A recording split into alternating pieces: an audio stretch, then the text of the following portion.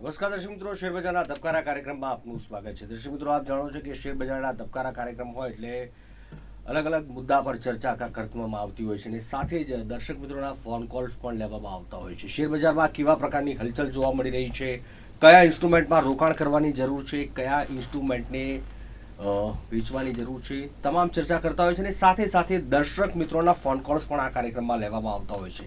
જો દર્શક મિત્રો આપને શેર બજારને લઈને કોઈ પ્રશ્ન ઉદ્ભવતા હોય, કોઈ મૂંઝવણ હોય તો સીધો અમને ફોન કરી શકો છો. ટીવી સ્ક્રીન પર અમારો જે નંબર છે તે ડિસ્પ્લે થઈ રહ્યો છે, એમાં આપ અમને ફોન કરી શકો છો અને પ્રશ્ન પૂછી શકો છો. અહીંયા જે માર્કેટ એક્સપર્ટ બેઠા હોય છે તે સચોટ જવાબ આપતા હોય છે. માર્કેટ એક્સપર્ટ જોડાયા છે હરેશભાઈ મોતિયાની. આપનું સ્વાગત છે નિર્માણ ન્યૂઝમાં. ગુડ મોર્નિંગ અને નમસ્કાર દર્શક મિત્રો. હરેશભાઈ, માર્કેટમાં કેવા પ્રકારની હલચલ જોવા મળી રહી છે? જો એકદમ રિસન્ટ પાસ્ટની વાત કરીએ તો નેગેટિવ, એમાં પણ એકદમ નજીક આવી જઈએ તો એક રેન્જ બાઉન્ડ ફ્લેટ આપણે ધાર્યા પ્રમાણે. શરૂઆતમાં 20,000 ઉપર આવી ગયું ત્યારે આપણે કીધું કે અહીંયા 19,900 એક સ્ટ્રોંગ સપોર્ટ છે. જ્યાં સુધી આ બ્રેક નથી થતો 20,400 સુધી જવાની શક્યતા છે. પર્સન્ટેજ ચેન્જ છે 50-50, રાઈટ. એવરી લેવલ મેં આપને પર્સન્ટેજ સાથે બી આપણે આની ચર્ચા કરી છે કે જેમ જેમ ઉપર જાય છે કે હવે આમાં 90%, અહીંયા 70%, અહીંયા 50%. સો 20,400ના જે ચાન્સીસ હતા દેટ વોઝ અરાઉન્ડ 50%. એમ નથી કહેતો કે દેર વોઝ નો ચાન્સ, કે I was very much confident કે માર્કેટ નીચે જ આવશે. ના, 50-50 ચાન્સ હતા. એટલે આપણે એ વખતે એ પ્રમાણે આપણે હેજિંગની સ્ટ્રેટેજી પણ બનાવેલી હતી. તો 20,000 ઉપર જ્યારે ગયો, 20,222 સુધી જ્યારે નિફ્ટી ગઈ તો દેખીતી વસ્તુ છે આપણો સ્ટોપ લોસ બી ટ્રેલિંગ થતો ગયો. ફાઇનલ સ્ટોપ લોસ જે હતો that was 19,900 short term position માટે. ઇન્ટ્રાડે માટે અલગ સ્ટોપ લોસ હોય. આપણે બધા જાણીએ છીએ કે ઇન્ટ્રાડેના આપણે જે સ્ટોપ લોસ રાખતા હોઈએ છીએ that is always first hour, right. તો ફર્સ્ટ આવરનું આપણને ક્યારે બ્રેક થતો જોવા મળ્યો છે that was on say if I don't take it the first 2 days, હું 14 15 અને 16 આ 18 તારીખ હું નથી લેતો, 15 અને 18 તારીખ, 20 તારીખે આપણને ગેપડાઉન જોવા મળ્યું છે અને ત્યારથી આપણને સેલિંગ પ્રેશર દેખાયો છે 19,962. That was the first area કે જ્યાં પહેલા કલાકની જે લો બનેલો ત્યારથી નિફ્ટીએ તોડ્યો છે અને એ પછી it has always come down. So from 962 to 600 that was our first support zone, 500 to 600. એટલે મેં એ જ કીધું, મેં કહ્યું બજાર તૂટશે કે બહુ નહીં તૂટે. શરૂઆતમાં પહેલાં ઓછું હતું. That is what we have seen કે ભાઈ 19,962 જ્યારે બ્રેક થયો ત્યારે 900, એનાથી નીચે તો ક્યાં 600 અને 500, રાઈટ. તો આપણે ત્યાં જ આવીને આપણે અટક્યા છે. હવે 19,600 અગત્યનો લેવલ થઈ જાય છે. આજે બુધવાર છે, આજે કોઈ એક્સપાયરી નથી. નોર્મલી આજે બેંક નિફ્ટીની એક્સપાયરી હોય છે, પણ આજે કોઈ એક્સપાયરી નથી. આવતીકાલે મંથલી એક્સપાયરી છે, એટલે નિફ્ટી, બેંક નિફ્ટી બંનેની. હવે હું ઇન જનરલ તમે વાત કરી છે તો હું વાત કરી દઉં. આ ક્વાર્ટરમાં આપ જુઓ, આ ક્વાર્ટરમાં, કેમ કે આ સપ્ટેમ્બર મહિનો છે તો હવે થોડાક જ દિવસ બાકી રહ્યા છે ને, કાલે વલણનો છેલ્લો દિવસ છે. આ ક્વાર્ટરમાં નિફ્ટી 19,246 ઓપન થઈ હતી, ઘટી હતી થોડોક જ પોઈન્ટ 223 સુધી, એટલે ઘટી ના કહેવાય. ઓપન થઈ છે અને ત્યાંથી કન્ટિન્યુઅસ અપ ટ્રેન્ડ આપણને અરાઉન્ડ 1,000 પોઈન્ટ આ 3 મહિનામાં મળ્યા છે. 223 સુધી ગઈ તો 246 થી 223, 19,246, 20,223, અરાઉન્ડ 1,000 પોઈન્ટ આ 3 મહિનામાં આપણને જોવા મળે છે અને અહીંયા વોલ્યુમ પર જોવા મળ્યું છે. આ ખાસ વાત છે. હવે અહીંયા વોલ્યુમ પર જોવા મળ્યું છે એટલે દેખીતી વસ્તુ છે કે જો માર્કેટ અહીંયા હવે આખરના દિવસે કઈ રીતના આપણને બંધ આપે છે એ જોવાનું છે. આ મેં વાત કરી આખા ક્વાર્ટરની. ક્વાર્ટરથી હવે આપણે ટૂંકામાં આવી જઈએ, દેટ ઇઝ મંથલી. તો આ મહિનામાં, એટલે ગત મહિનામાં તો આપણને મંદી જોવા મળી હતી, બટ એ મંદી લાસ્ટ મીન્સ આ ક્વાર્ટરનો લો બનાવી ગઈ હતી. આ વખતે લો નથી બને, આ વખતે એને હાઈ કુદાવ્યું છે અને લોના નજીક આવી ગયું છે. પણ ક્યાંક કંઈક કેન્ડલમાં આપણને પોઝિટિવ કેન્ડલ છે. આ મહિનામાં ઓપન થઈ હતી 19,258, એટલે આ ક્વાર્ટરના લોના નજીક જ. ત્યાંથી વધીને 20,222, એટલે આ મહિનામાં જ આપણને 1000 પોઈન્ટની તેજી બી જોવા મળી ગઈ. Again we have seen a correction. આ અગત્યની વસ્તુ છે. Again we have seen a correction. હવે આ કરેક્શનનો ફિબોનાચી સિરીઝ પ્રમાણે 19,600 આ એક અગત્યનો લેવલ થઈ જાય છે. ફિબોનાચી સિરીઝમાં જે એક ઇમ્પોર્ટન્ટ લેવલ હોય છે એના પ્રમાણે આ એક ઇમ્પોર્ટન્ટ લેવલ છે 19,600. 19,600 બ્રેક થશે તો 19,452, એનીથિંગ કેન હેપન. એ બ્રેક થશે તો અગેન 19,222 અને એ ગયો તો બજારમાં વધારે મંદી. હવે માર્કેટ રાહ જોઈ રહ્યો છે. શેની રાહ જોઈ રહ્યો છે? ટ્રિગરની. ટ્રિગરમાં શું છે? બોન્ડ યીલ્ડ મજબૂત છે એટલે તમને વીકનેસ આપે છે. ક્રૂડ 92, 93 મજબૂત છે એ તમને વીકનેસ આપે છે. ઇન્ટરેસ્ટ રેટ વધી રહ્યા છે એ તમને વીકનેસ આપે છે. તો આપણે પોઝિટિવ શું કાઢીએ અત્યારે? મની ફ્લો, એફઆઈઆઈ ના, એફઆઈઆઈ વેચાણ જ કરી રહી છે. એફઆઈઆઈ વેચાણ કરી રહી છે વિવેક, તો શું થાય છે? તમારો રૂપિયો બિલકુલ એ વીક થાય છે. રાઈટ. તો એફઆઈઆઈ વેચાણ કરે છે, અહીંયા રૂપિયો વીક થાય છે. તો રૂપિયો જ્યારે વીક થાય તો તમને ક્રૂડ પણ મોંઘું મળે. You have to give the pay out more. તો બધા નેગેટિવ ન્યૂઝ જ છે. પોઝિટિવ શું આવે છે? કંઈ નહીં. મારુતિ એક હેવી વેઇટ છે. આપણે મારુતિ પર વાત કરીએ ઓટો સેક્ટરમાં, તો મારુતિ અગેન હવે એ લોકો કહી રહ્યા છે મેનેજમેન્ટ કે we would not be able to achieve our target. એ લોકોએ ટાર્ગેટ મૂકેલો 10%નું, કદાચ એ ટાર્ગેટ એ લોકો અચીવ ના કરી શકે તો ત્યાં તમને મંદી દેખાશે. એક એજન્સીસ છે કે જે ભારતને અને ભારતની અમુક કંપનીઓને અપગ્રેડ કરે છે, એમને અપગ્રેડ કરે છે, એટલે ત્યાં તમને એક પોઝિટિવ દેખાય છે. પણ એ અપગ્રેડ કરે છે એનો મતલબ એ નથી કે આજે અપગ્રેડ કર્યું એટલે કે આજથી હું જઈને ખરીદી કરું. એના જે સપોર્ટ લેવલ છે, સપોર્ટ લેવલ ઉપર એ કંપનીઓ જ્યારે આવશે, એના વેલ્યુએશન જ્યારે તમને મળશે, yes, at that time it would be the most lucrative. For example રિલાયન્સની વાત કરું તો હું એક રિલાયન્સનો ચાર્ટ ખોલું, કે આ ચર્ચા બહુ ઇમ્પોર્ટન્ટ છે રિલાયન્સની. બિલકુલ. રિલાયન્સ આપ જુઓ તો છેલ્લા, if I could make it out, 7મા મહિનાથી 19/7થી, એટલે 2 મહિના થઈ ગયા, 2 મહિના કરતા ઉપર, 2.5 મહિના, 2600નો હાઈ બનાવીને પછી કોન્સોલિડેટ અને ડિક્લાઇનિંગ ટ્રેન્ડ, ઘટતો જ જાય છે. કેમ ઘટતો જાય છે? એમની જામનગર રિફાઇનરી બંધ પડી છે ફોર મેન્ટેનન્સ. હવે જ્યાર સુધી એ શરૂ નહીં થાય તો તમને ફાયદો ક્યાંથી મળશે? પ્રોફિટ ક્યાં દેખાડશે?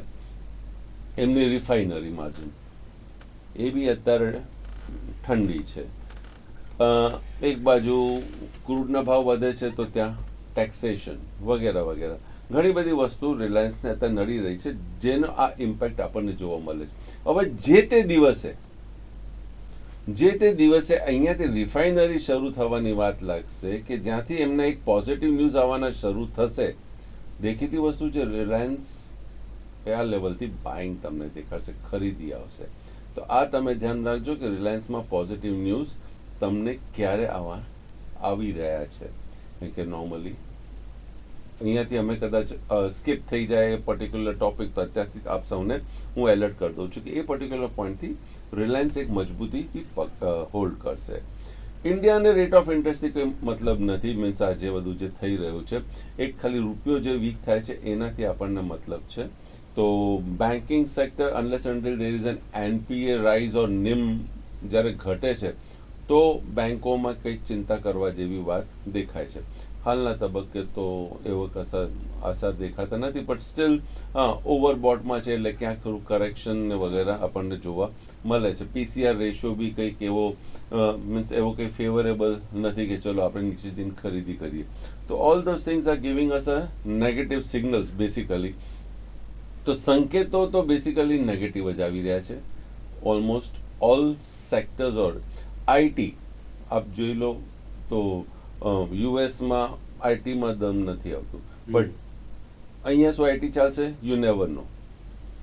તો આઈટીમાં બી આપણને તેજી નથી દેખાતું. બેન્કિંગ નથી, આઈટી નથી, ફાર્મા નથી, ફાર્મામાં વેટેજ વધારે નથી, બેન્કિંગ નથી, ઓઇલ એન્ડ ગેસ નથી. તો શેમાં તો વેટ એન્ડ વોચ. એક મેટલમાં બી આઈ થિંક સો કદાચ એમાં બી થોડું ઘણું કંઈક આપણને નેગેટિવ ન્યૂઝ આવ્યા છે. હું ડિટેલમાં મેં નહોતું વાંચ્યું થોડુંક ટાઈમના અભાવના હિસાબે. તો ત્યાં બી થોડાક નેગેટિવ ન્યૂઝ દેખાઈ રહ્યા છે. તો એ ખાલી હોમ લોન છે ફોરેનમાં, યુએસમાં, કેમ કે અબ્રોડમાં હોમ લોન સેક્શન્સ જે છે, હોમ સેલ્સ, એ આંકડાઓને મહત્વ આપવામાં આવતું હોય છે. તો ત્યાં એ થોડુંક મજબૂત છે, પણ ક્યાર સુધી? કેમ કે રેટ ઓફ ઇન્ટરેસ્ટ વધી રહ્યા છે. તો ક્વાઇટ પોસિબલ ત્યાં બી એક સ્ટેબલ ઓર ડિક્લાઇન આપણને જોવા મળી શકે છે. Let's wait and watch.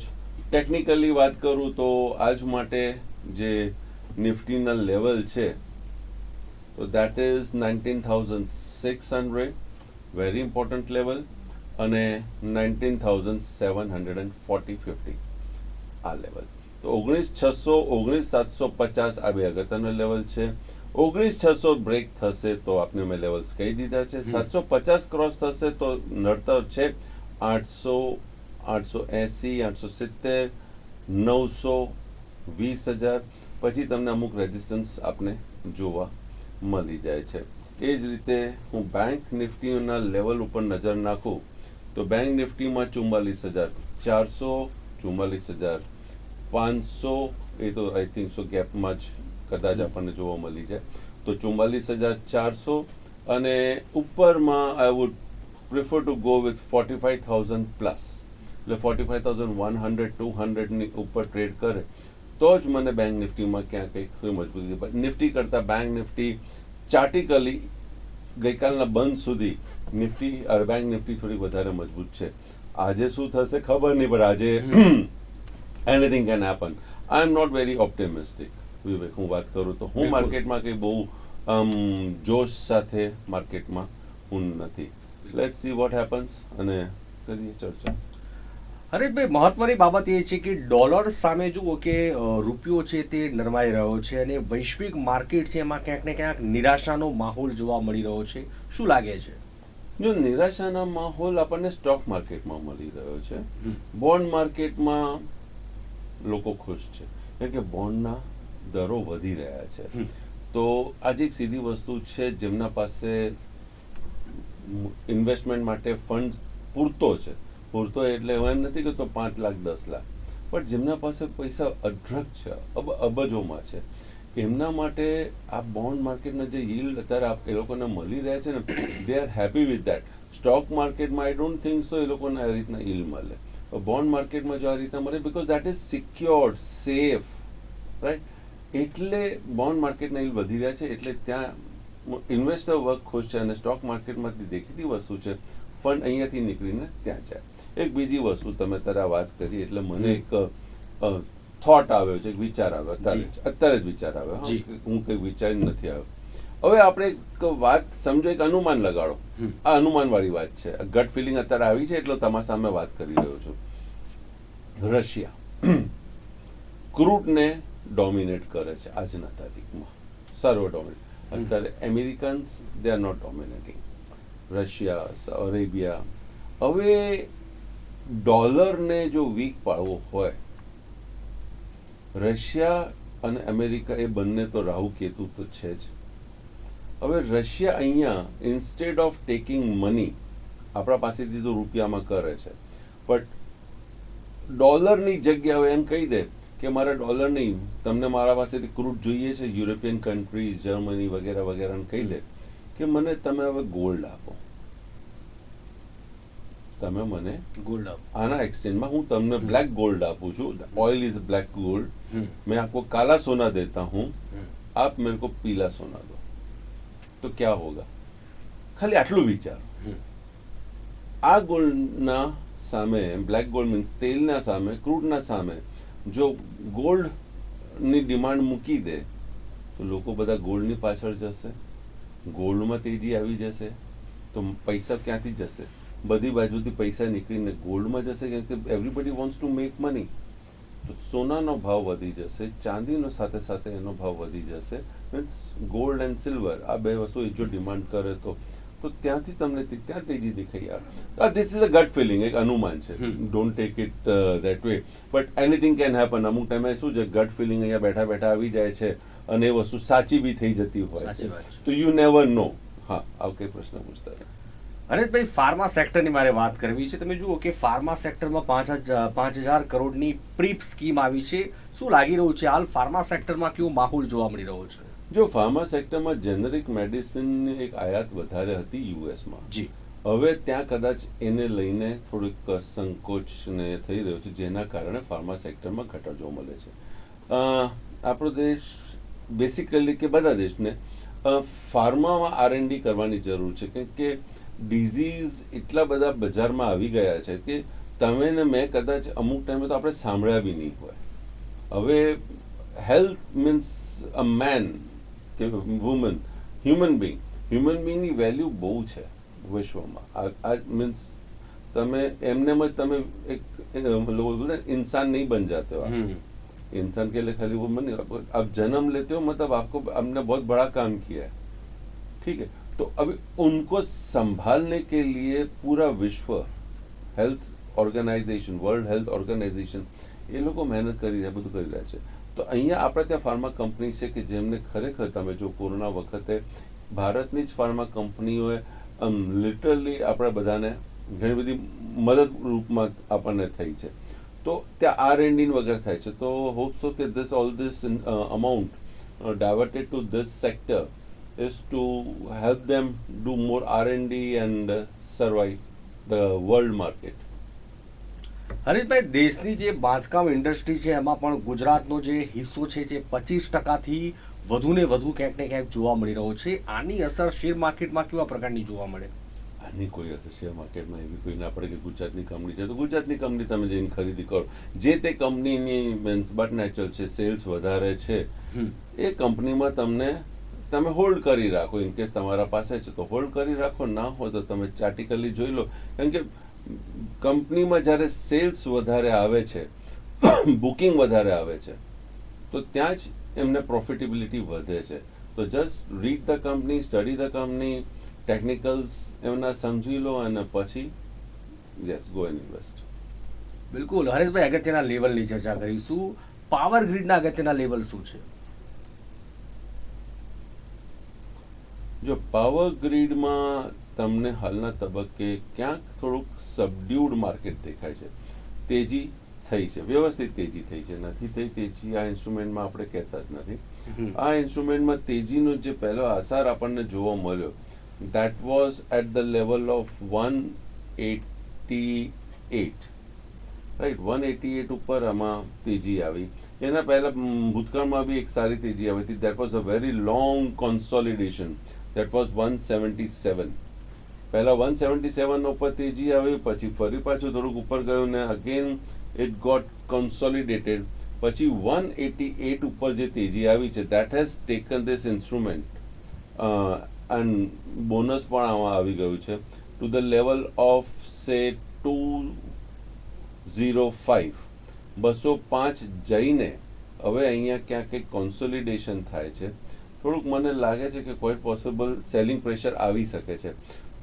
Selling pressure કરતા રાધા કહું તો મને પ્રોફિટ બુકિંગ આનંદ જ દેખાઈ શકે છે. જ્યાં સુધી 205 210 ક્રોસ નથી કરતું ત્યાં સુધી ઓન ધ લોઅર લેવલ 185 190 આનો એક સપોર્ટ ઝોન મને દેખાઈ રહ્યો છે.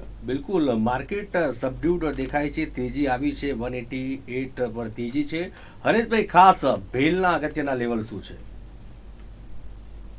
જો ભેલ તો આપણે 35 43 આઈ થિંક 43 કેવો કંઈક લેવલ હતો ત્યારથી અહીંયાથી મેં વાત કરી હતી કે this instrument looks very good to me અને બાય કરો અને 43 થી 148 long term story is more than 100 200, right?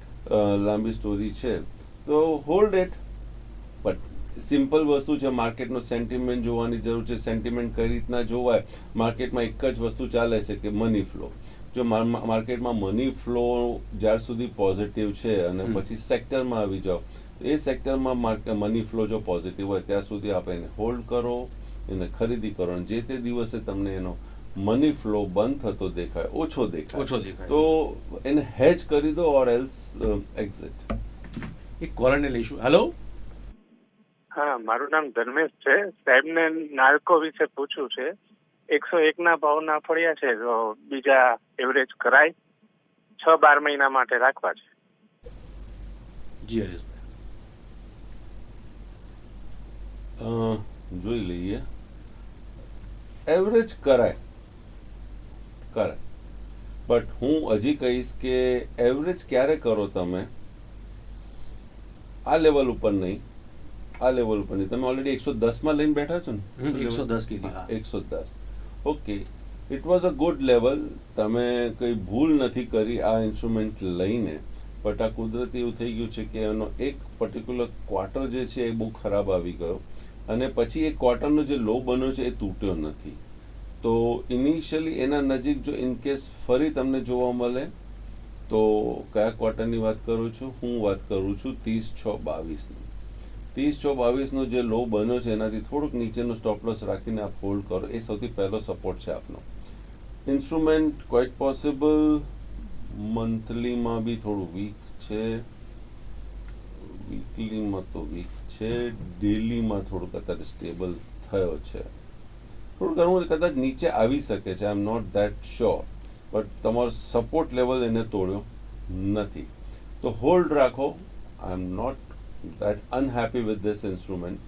Chances છે આ દોડી જશે, અને હવે 103 ઉપર જો તમને ક્લોઝ મળે છે ક્વાર્ટરલી, 103 ઉપર જો વ્યવસ્થિત આ ઇન્સ્ટ્રુમેન્ટ ચાલે છે, પછી તો તમે જે 110 લીધું છે ને, હું તમને કહીશ કે 400-500 સુધી ઉભા રહેજો, પછી તો તમને બહુ મજા આવશે.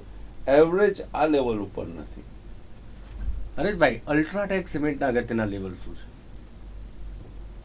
અલ્ટ્રાટેક સિમેન્ટ ઇન્સ્ટ્રુમેન્ટ મારા માટે પોઝિટિવ છે. બિલકુલ. હવે આ 5-6 દિવસ મારા માટે અગત્યના છે. હવે this instrument if it doesn't close below 8113, 8113 થી નીચે જો બંધ નથી આપતો, ત્યાર સુધી હું આના અંદર પોઝિટિવ છું. પણ જો એના નીચે બંધ આપી દે ને, તો હું કદાચ આના અંદર કોશિયસ થઈ જઈશ, but otherwise till that time I am positive. બિલકુલ. હરેશભાઈના મતે આ ઇન્સ્ટ્રુમેન્ટમાં પોઝિટિવ મુવમેન્ટ છે તે જોવા મળી રહી છે. હરીશભાઈ, જે કંઈ ઇન્સ્ટ્રુમેન્ટમાં આપણે ચર્ચા કરી એમાં આપનું કોઈ પર્સનલ હોલ્ડિંગ ખરું કે કેમ? જે બી ઇન્સ્ટ્રુમેન્ટ વિશે ચર્ચા થઈ છે, મારું ક્યાં કોઈ પર્સનલ હોલ્ડિંગ નથી. જી હા, મારા મિત્ર, સગા સંબંધી, મારા ફેમિલી મેમ્બર્સ, એ લોકો ટ્રેડિંગ ને ઇન્વેસ્ટમેન્ટ કરતા હોય છે, કારણ કે ફેમિલી મેમ્બર્સ ઇન્વોલ્વ છે, તો આપ મારો ઇન્ડાયરેક્ટ ઇન્ટરેસ્ટ ને જોઈ શકો છો. જી હરેશભાઈ, શેર બજારના ધબકારા કાર્યક્રમમાં ઉપસ્થિત રહેવા બદલ આપનો ખૂબ ખૂબ આભાર. Thank you. તો દર્શક મિત્રો, શેર બજારના ધબકારા કાર્યક્રમમાં બસ આટલું જ. બધું સમાચાર અને ન્યૂઝ અપડેટ માટે આપ જોતા રહો નિર્માણ ન્યૂઝ. નમસ્કાર.